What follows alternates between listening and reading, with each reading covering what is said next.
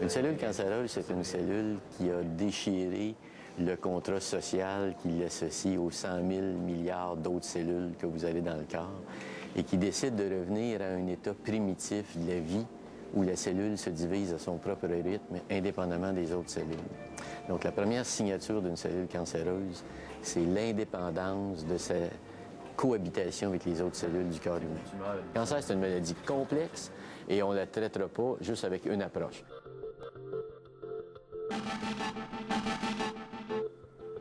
La Fondation québécoise du cancer, on a plusieurs hôtelleries au Québec. On en a 4, dont une ici en Estrie. C'est des gens qui sont atteints de cancer ou leurs proches qui viennent pour être hébergés durant une période qui varie de 4 à 6 semaines pour suivre leur traitement, soit en radiothérapie ou en chimiothérapie. Et on les accueille un peu comme dans un milieu familial. C'est ça qui est intéressant, c'est qu'on est en pleine ville. Là. On a-tu l'impression d'être en ville ici? Là? Pas du tout. Prioritairement, ces gens qui viennent chez nous, c'est des gens qui, en vivant le cancer, perdent le contrôle de leur corps momentanément. Suite à notre étude ou notre analyse qu'on en a fait, on s'en est arrivé à dire qu'il fallait que ces gens-là puissent reprendre le contrôle de leur corps. Et une des façons qu'on a imaginées, c'est de refaire de l'activité physique.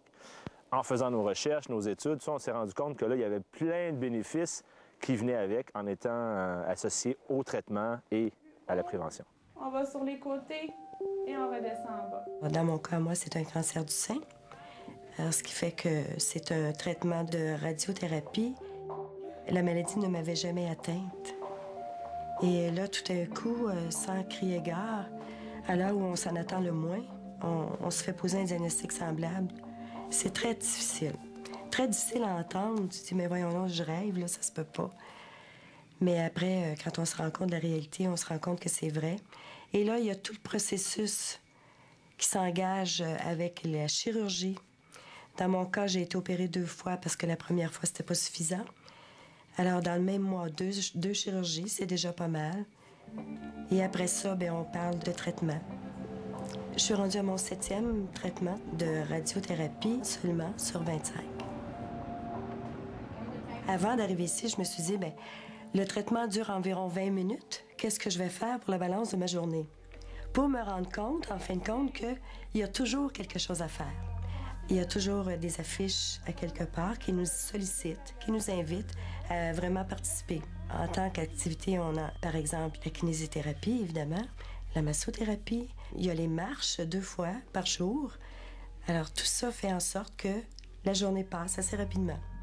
On rencontre chacune des personnes à son arrivée pour faire un bilan de ses aptitudes et ses intérêts face à l'activité physique et les habitudes de vie. On s'entend qu'on ne parle pas juste d'activité physique, là, on s'occupe d'habitudes de vie parce que l'alimentation, le tabagisme, l'hydratation, tout ce qui vient avec est important pour que les gens fassent un changement dans leur vie.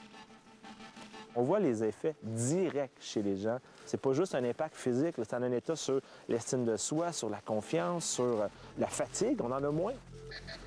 Le système immunitaire est affecté par les traitements de chimio ou de radio, le système endocrinien, et l'activité physique a des impacts positifs qui viennent contrer ces effets négatifs-là. Donc, pendant les traitements, ces gens-là ont des effets secondaires moindres.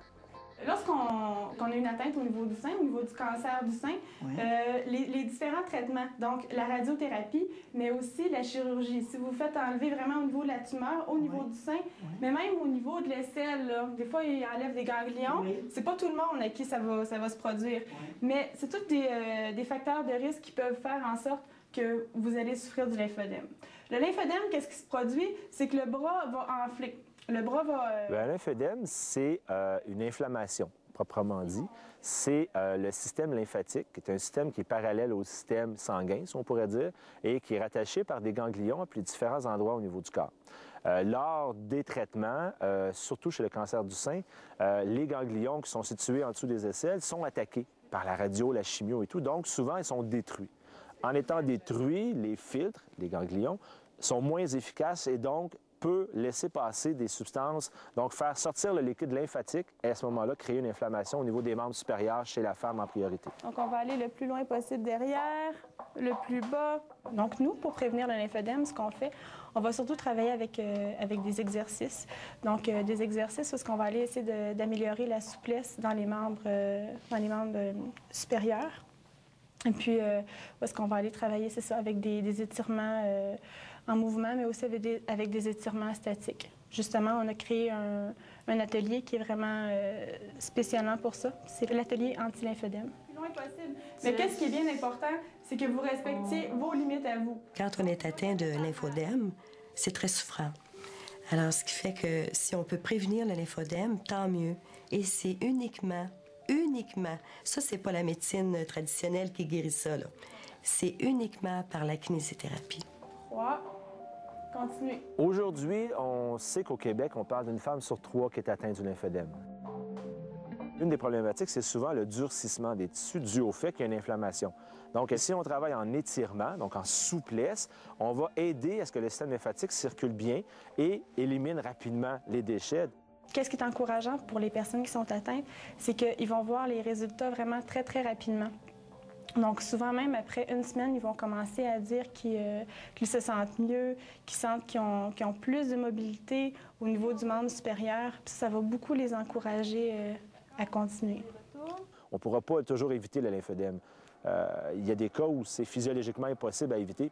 Ce que je peux vous dire, c'est qu'on a vu la diminution. Et surtout, les femmes nous disent qu'ils regagnent leur flexibilité, leur souplesse. Parce que même s'ils n'ont pas de lymphodème, ils ont une raideur qui est installée là, au niveau du bras. L'impact de l'activité physique a été prouvé comme traitement du lymphodème, mais on sait aussi que l'activité physique peut le prévenir.